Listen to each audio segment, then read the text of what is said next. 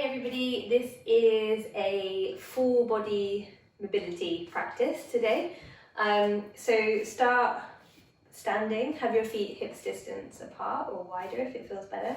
Soften your knees and let's start by kind of bringing the tailbone slightly down, not so much that you're like tucked under, but we don't want to have any extension through the low back. So bring the tailbone down toward the heel bones and the belly button kind of comes in toward the spine. And then another thing is to bring the head slightly back, so like you're aiming for a double chin. Super nice, right? And then from here, start by really simply shrugging your shoulders or circling the shoulders. So we go up, we go back, squeeze together, and then we take them down. And we go up, we go back, we squeeze them together and then take them down the back as much as you can. And just moving quite slowly, enough to build a bit of warmth through the shoulders, but not too much speed that you then end up kind of brushing over or brushing over any of the tricky points, sticky points if you like. Cool. And let the shoulders then rest nice and heavy from here. Chin is back a little bit. We drop the ear to the shoulder. Doesn't matter which, we go both sides. So up and then other ear, other shoulder. Good. Couple more like that.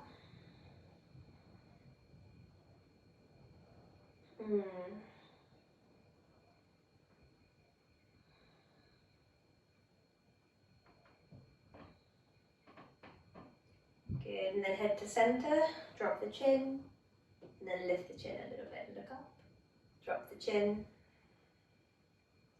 lift the chin, look up, drop the chin, lift the chin, look up, 2 more, drop the chin, lift the chin, look up, last one, drop the chin, lift the chin, look up. Cool, and then head to center. Couple big arm circles now. We'll do 5 going forwards. And then 5 going back. So thumbs face down on the way back. My arms are kind of at a diagonal here, a bit away from the body. Cool, and then 5 forwards again.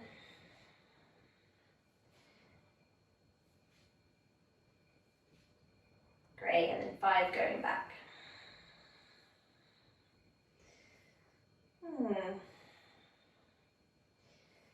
Okay, perfect. Arms out to a T. From here, we're going to twist the head of the arm bone inside the shoulder socket. So one arm goes forward, one arm goes up, and then alternate. And then what we need to do here is spread the fingers out nice and wide so we have a good sense of like activation or active hands and active arms, and then thinking about this movement almost being led by the crease of your elbow. So when the crease of the elbow faces down, the head of the arm bone goes forwards. When the crease of the elbow faces up, the head of the arm bone is moving back. Okay, and then as you can see, the more you do this, the hotter the shoulders start to get. So just go where feels good for you. You don't necessarily have to find as much rotation as I can find if it doesn't serve your shoulders. You can work into it slowly. And see, I'm kind of leaning into mine as well now, which feels quite nice. Good, and we'll stay here for another 5, 4, 3, 2, and 1. Nice. Bring the arms down, take a big shrug of those shoulders for me. Big breath out. Perfect. Arms up, elbows in line with shoulders, palms facing forward. Check out that you can see your elbows in your periphery vision or side vision.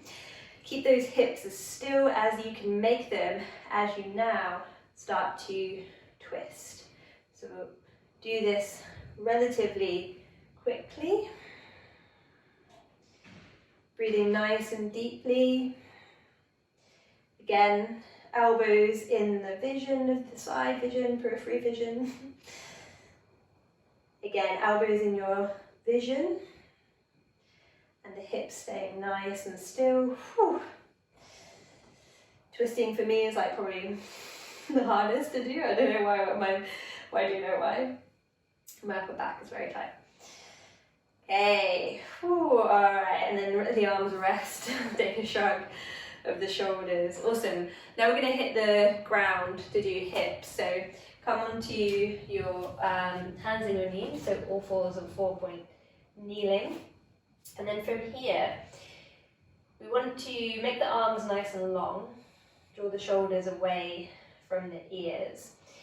And then you can take your left knee slightly under your belly button. Really keep pressing into the upper back and draw your belly in slightly. So almost like when you're doing a isometric plank hold. And then from here, we lift the right knee and then we circle it out and then up and back, push through the heel and then scoop it all the way back in under the belly. So it goes out, up, knee goes in line with the glute, press through the heel, and then bring it back in. So we do this quite slowly, working on moving the leg through the whole range of motion if we can. And again, being mindful of those little sticky points. So if you find a sticky point, either like backing off, not trying to push through that range if it's not available, or moving a little bit slower and seeing if you can relax into it. Awesome. From this point, let's switch directions. So now the heel starts up high, the knee's in line with the glutes. Knee goes out to the side and all the way back in, and then up. So out to the side and then around. Okay, and the whole time I'm pushing through my heel and bringing my toes kind of toward my knee. Good, 2 more. Ooh, nice, 1 more. Alright, let's bring that knee down and we'll switch sides. So just turn around. So left leg this time. Again, nice and strong through the upper back and the shoulders, belly in. Knee comes in toward the belly or the chest. Let's push through that heel. Take the knee out to the side, up and back. Push through the heel, knee in line with the glute, and then back through. So, a couple of things to avoid as you guys move through this, I'll just explain, is the kind of stacking of the hips. So as you come out to the side, we don't want this to happen, it's an exaggeration, but we want to try and keep, let's say, both of the hip bones facing forward and down. So even as, you know, the whole leg is moving, that hip bone is still in line with the other one.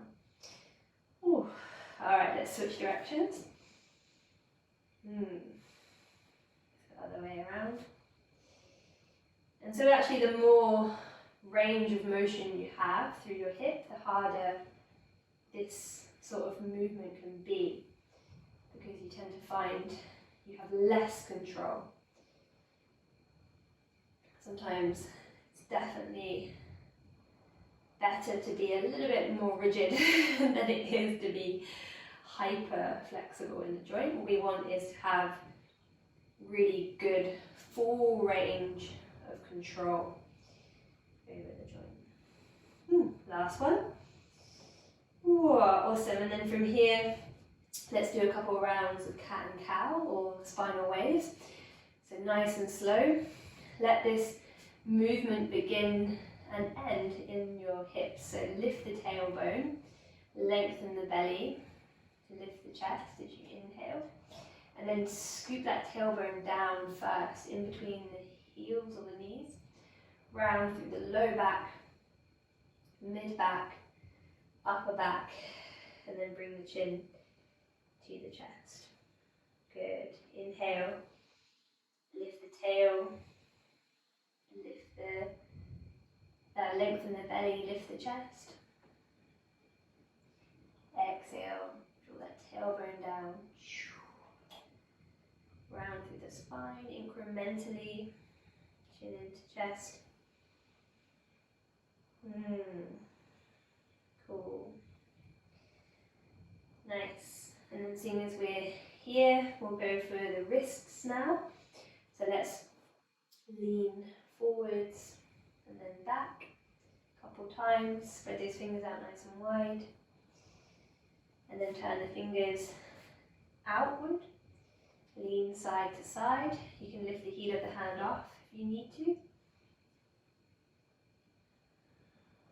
Good, and then fingertips turn to face each other. Again, a little lean from side to side.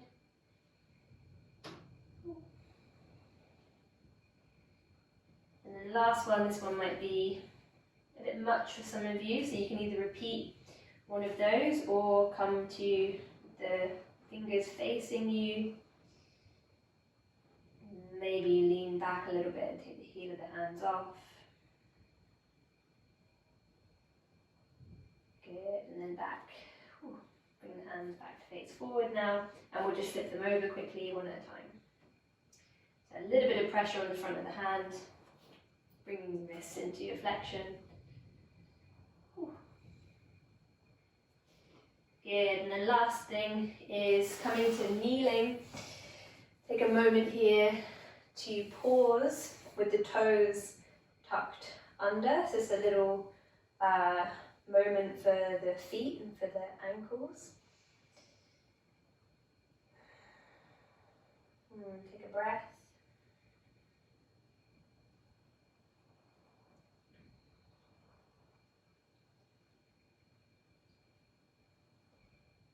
Okay, then bring your hands down ahead of your knees. From here we're coming into a forward fold at the back of your mat or wherever you are. So lift the hips up, walk the hands back, bend the knees. Take a little forward fold. Roll up to standing, so your head and your neck is last. Or circles of the shoulders. And then from here, stand on one leg, doesn't matter which, lift the other leg up. Just do 5 circles with the foot in one direction, and then 5 in the other direction.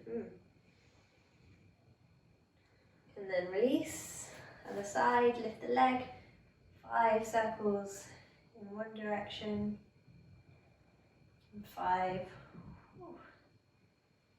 in the other. Alright, and that's it.